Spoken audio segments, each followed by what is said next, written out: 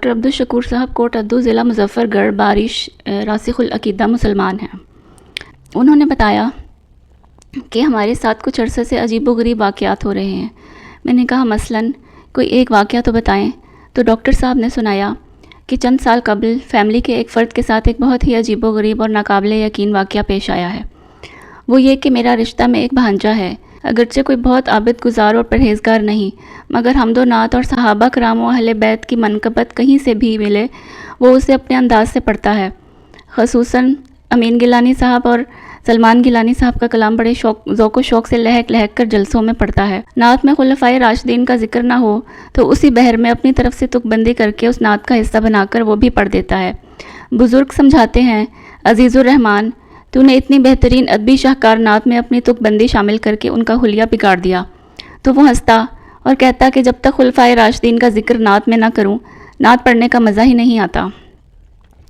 1998-1999 کی بات ہے، رمضان شریف کا مہینہ تھا۔ عزیز الرحمن نے خواب دیکھا کہ ایک نورانی صورت بزرگ تشریف لائے ہیں اور سلام دعا کے بعد فرماتے ہیں، عزیز الرحمن، آپ کو رسول اللہ صلی اللہ علیہ وآلہ وسلم نے مدینہ طیبہ بلوایا ہے۔ وہ کہتا ہے، میں خوشی سے اچھلا اور متحیرانہ انداز سے پوچھا، مجھ گناہگار کو رسول اللہ نے بلوایا ہے؟ اور اس نورانی بزرگ نے میرا ہاتھ تھاما، کچھ دیر تیز تیز چلایا، پھر دوڑایا اور پھر ہم ہوا میں اڑنے لگے۔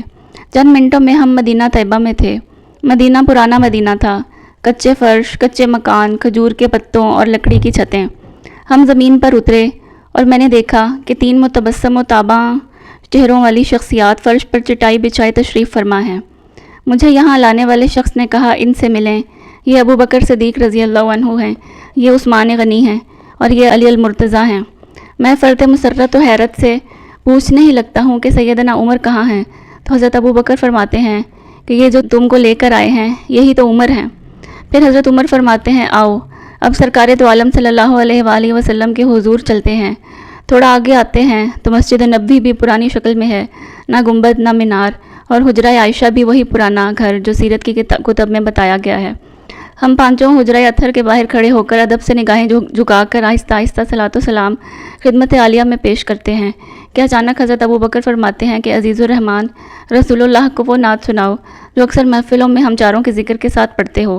چنانچہ میں وہ نعت سناتا ہوں، اور کیسے سناتا ہوں یہ نہ پوچھیے، اللہ اکبر، بس جیسے کیسے سناتا ہوں اس کو دربار عالیہ میں اتنا پسند کیا جاتا ہے کہ سیدنا عمر رضی اللہ عنہ اپنے دست مبارک بڑھاتے ہیں اور ایک چھوٹا سا گلاب کے مانند پھول عطا کرتے ہیں، جس کی خوشبو عام گلاب کی سی نہیں، اس سے بہت ہٹ کے ہے، مگر نہایت اعلیٰ اور عرفہ قسم کی مہک اس میں سے پھوٹتی ہے۔ میں کرتے کی جیب میں رکھ لیتا ہوں۔ اب عمر رضی اللہ عنہ فرماتے ہیں کہ تمہارے پاکستان میں سحری کا وقت ہونے والا ہے، آؤ تمہیں میں چھوڑاؤں، اور پھر صلاۃ و سلام پڑھ کر تینوں سے مل کر ہم اسی طرح واپس آتے ہیں۔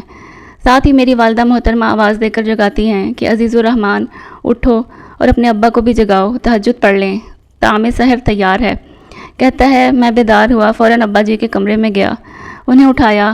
وہ اٹھتے ہی کہنے لگے، یار یہ عجیب سی خوشبو، خوشکن مہک کدھر سے آ رہی ہے؟ تو میرا ہاتھ بے دھیانی میں میری جیب میں جاتا ہے۔ میں دیکھتا ہوں کہ خواب میں حضرت عمر رضی اللہ عنہ کا عطا کیا ہوا پھول میری جیب میں موجود ہے اور اسی کی خوشبو سے پورا گھر معطر ہے۔ میں حیرانی سے پورا قصہ اپنے ابا کو سناتا ہوں، وہ بھی حیرت کا اظہار کرتے ہیں۔ عزیز الرحمن کہتا ہے کہ والد صاحب نے کہا، بیٹا تجھ پر یہ اللہ تعالیٰ کا خاص کرم ہوا ہے، ابھی سحری کر کے جب تو نماز فجر ادا کرنے مسجد جائے تو یہ پھول اپنے مرشد مولانا عمر قریشی صاحب کو سارا واقعہ سنا کر ضرور دکھانا۔ چنانچہ مولانا عمر نے یہ پھول سونگھا اور فرمایا، یقیناً یہ اس دنیا کا پھول نہیں ہے، لیکن تو اس انوکھے اور عجیب و غریب واقعہ سے اپنے آپ کو کسی گھمنڈ میں مبتلا کر کے خود کو ولایت کی سلطنت کا بادشاہ نہ سمجھنے لگ جانا۔